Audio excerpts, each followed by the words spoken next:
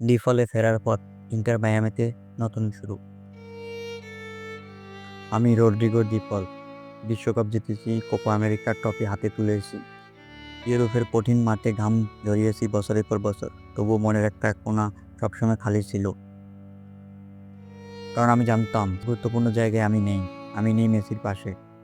Messi যখন inter মায়ামিতে গেল, তার প্রথম গোল আমি টিভির পর্দায় দেখে আনন্দে চিৎকার করছিলাম, কিন্তু তারপর চুপ হয়ে যাই। মনে মনে শুধু বলি, তোর পাশে থাকলে ভালো হতো ভাই। একদিন ফোন এলো, স্ক্রিনে ভেসে উঠলো লিও, বললো রদ্রি এখানে আয়, এখানে আবার কিছু তৈরি করতে পারি আমরা। আমি কিছু বলিনি, শুধু তাকিয়েছিলাম আকাশের দিকে আর মনে মনে বললাম ফিরছি। মায়ামিতে পা রাখার পর মনে হলো আমি যেন এক ঘরে ফিরছি।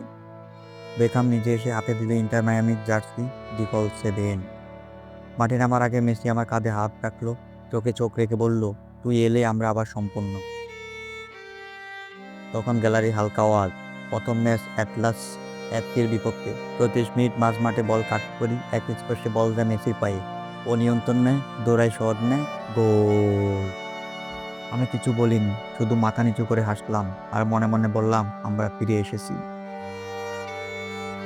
আমার নাম রদ্রিগো ডিপল, আমি এসেছি ফুটবল খেলার জন্য নয়, এসেছি ভালোবাসা ফিরিয়ে আনতে, বন্ধুত্ব, বিশ্বাস আর দেশকে মনে রেখে মাঠে নামতে।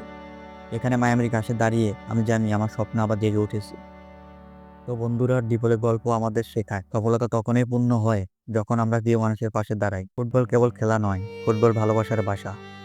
তুমি যদি মেসি আর ডিপলের এই বন্ধুত্ব, এই গল্পকে ভালোবাসো, তাহলে লাইক দাও, শেয়ার করো আর কমেন্টে লেখো ভামস রদ্রি।